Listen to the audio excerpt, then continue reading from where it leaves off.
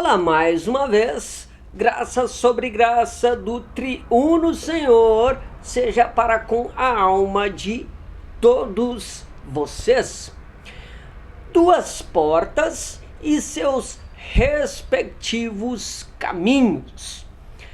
Do Evangelho de Cristo, conforme a narrativa do evangelista Mateus, no capítulo 7 e nos versículos 13 e 14, temos o fundamento para o conteúdo elucidativo de hoje.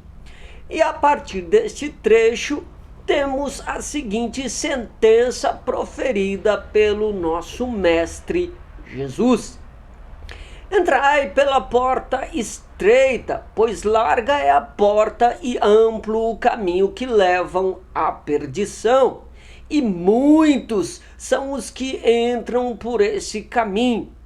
Porque estreita é a porta e difícil o caminho que conduzem à vida, apenas uns poucos encontram esse caminho. Sobre esse assunto de hoje, convém trazer à luz alguns destaques muito importantes que, por vezes, é possível desconsiderá-los a partir de uma concepção equivocada quanto ao que Jesus está dizendo em estrito sentido.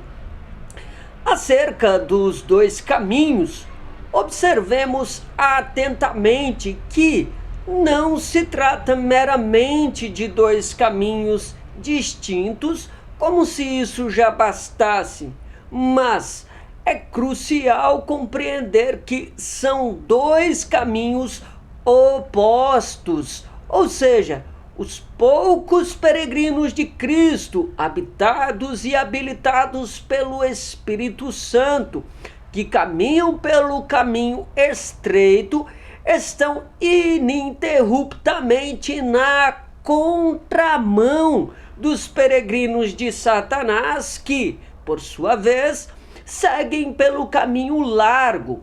Portanto, aquilo que alguns dizem ilustrativamente sobre a possibilidade de se estar com os pés em duas canoas, como que seguindo pelo caminho estreito e, ao mesmo tempo, transitando pelo caminho largo, ou, em outras palavras, como se tem dito sobre estar com um pé na igreja e outro no mundo, evidentemente é uma impossibilidade.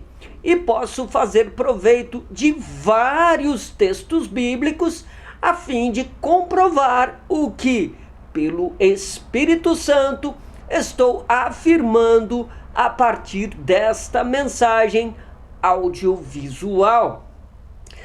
Primeiro, vejamos o que disse Jesus sobre a impossibilidade de se servir a dois senhores. No Evangelho por meio de Mateus, capítulo 6 e versículo 24, Jesus nos traz essa imprescritível advertência: ninguém pode servir a dois senhores, pois odiará um e amará o outro, ou será leal a um e desprezará o outro. Não podeis servir a Deus e a Mamon. Em miúdos e de modo simples, é válido enfatizar que este pronunciamento do Divino Mestre se dá em tom de antagonismo entre duas entidades, potencializando a pétrea oposição entre Deus e Satanás. E, para efeito prático, a partir disso fica a questão: a quem verdadeiramente servimos? Eu poderia já encerrar por aqui, pelo que tenho exposto já, mas para coroar esta confecção de hoje, levando em conta a irreversível incompatibilidade entre caminho estreito e caminho largo, eu não poderia deixar de fazer proveito de mais um registro indispensável da palavra de Deus, que, desta vez, encontra-se na segunda epístola ou carta paulina destinada à igreja em Corinto, no capítulo 5 e versículos do 16 até o 19, onde Paulo nos declara: em outros tempos, pensávamos em Cristo apenas do ponto de vista humano, mas agora o conhecemos de modo bem diferente.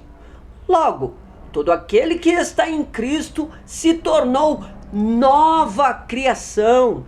A velha vida acabou e uma nova vida teve início.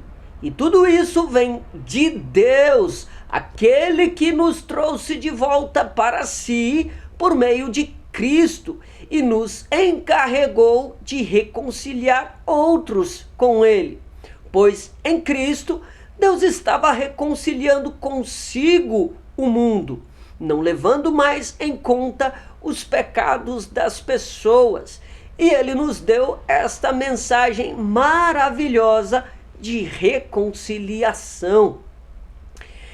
Eis aqui um breve tratado a respeito da graça crucial chamada conversão, que explicita com requintes de nitidez a inequívoca conclusão sobre uma mudança completa de mente, de comportamento, de vida, enfim, mudança de rumo que denota a contraposição pela qual se prova e comprova que os agraciados pés que seguem em direção contrária ao daqueles desventurados que obstinadamente peregrinam a caminho da segunda morte, a ser eternamente desfrutada no inextinguível lago de fogo preparado para Satanás, seus demônios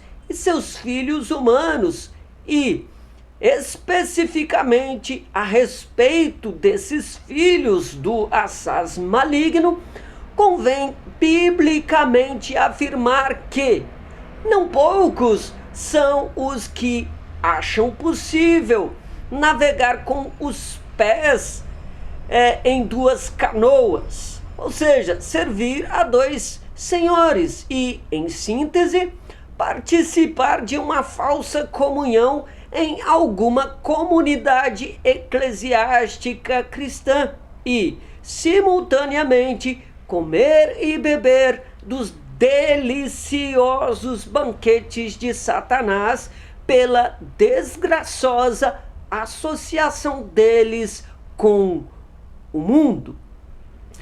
Espero que, pela irresistível operosidade do Espírito Santo, esta breve reflexão encontre espaço na mente de cada um de vocês e que, assim, haja a devida frutificação pela vida devocional prática diária, que é o culto racional, com a disposição de todo o corpo como sacrifício vivo, santo e agradável a Deus, a partir de todos vocês que puderam ouvir o que o Espírito diz aos agraciados ouvidos dos seletos peregrinos de Cristo.